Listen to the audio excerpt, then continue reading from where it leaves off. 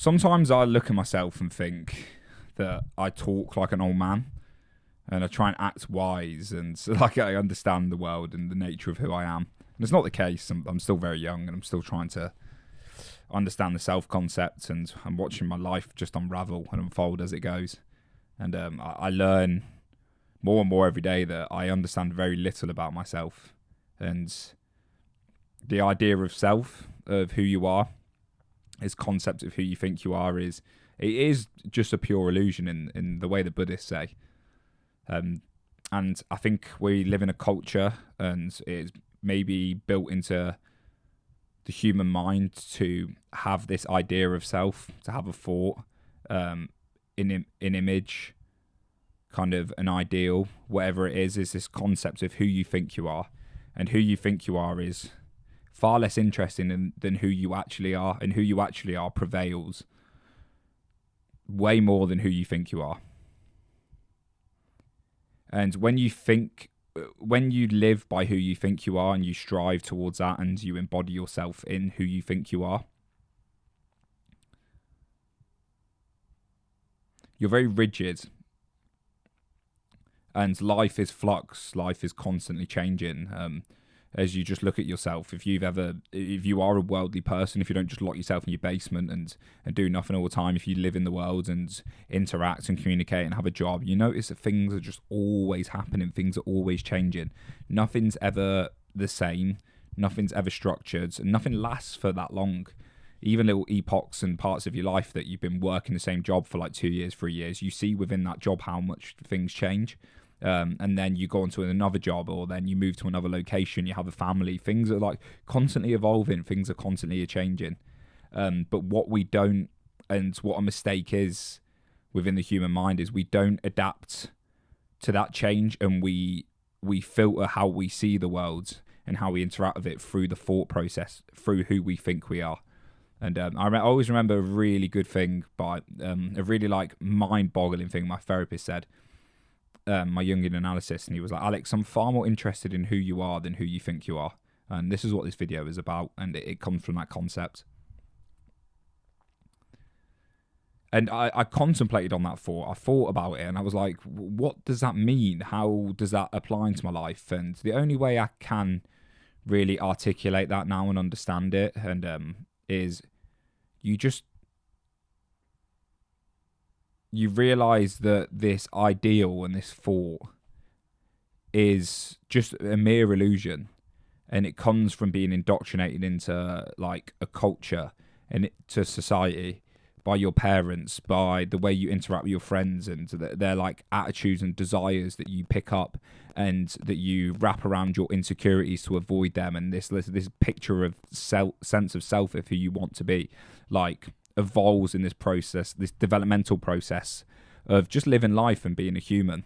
And it becomes stronger and identified, and it becomes like solidified, and you live in a line with who you think you are. You see the world through that, and you kind of act from who you think you are instead of just like acting in the world as you are. And maybe it does take like a little bit of a spiritual awakening. Maybe it takes some sort of effort of actually trying to validate and understand this sense of self and how it interacts with the world, and realizing that it doesn't actually hold true. And I think it comes back to the fact of knowing. This is really hard to articulate. It's really difficult, people. But I think you need an understanding of the concepts of the mind to help with this. Because I think if you're so attached to who you think you are, and you don't understand the depths of the psyche, you've never explored the depths of the psyche, you've never done some inner work, you've never maybe experienced transcendent states through psychoactive compounds or deep meditation or prayer, or if you've never really like contemplated on these sort of things, then you don't know, because you're so attached and energized by who you think you are that you don't ever get quiet enough to let who you are unravel into the world, because the thought process, the who you think you are, it prevents that unraveling, because you're rigid, and the unraveling is fluid. It's messy, and it wants to figure itself out by being in tune with the world outside of it. But when you live through that idea the mind process, like you're rigid, you're fixated on things, and you're so stuck and narrow minded that you don't flow with life, and in that way you do become stuck. And like Taoism, the older I get, like Taoism does seem to like resonate with me. And the idea of Wu Wei and being in the Tao, and the idea of the self concept of you just kind of flow with reality, you just flow with the universe, and you do like to fit into your life is to flow with what's happening. It's to be adaptable, to flow like water. And that's like a very like cringy saying for people, but that you do want to be like water. You want to flow. You want to be able to adaptable.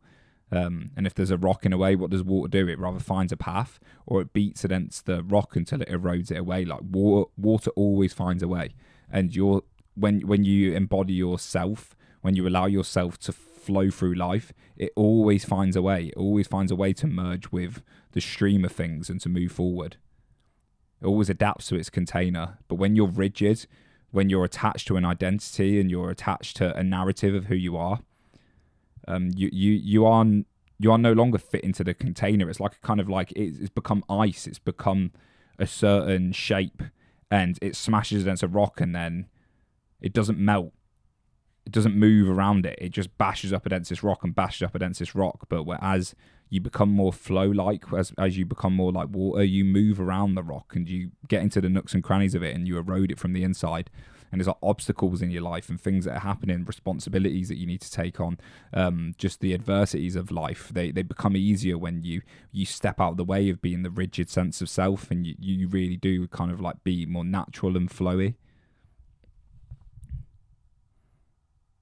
And it's so hard to articulate it now. I'm trying to like understand and summarize my past like year of experience of how like leaning more into my life has been beneficial for me, and how like I've just seen that I've got out of my own way and I'm not thinking about things as much, and I'm not constantly lost in the thought process and aiming towards this ideal of who I think I am, and it's kind of like unnaturally coming from my heart and a way of being. But I can't explain it, because to explain it tries to narrate and abstract the process of it, and the process is indescribable.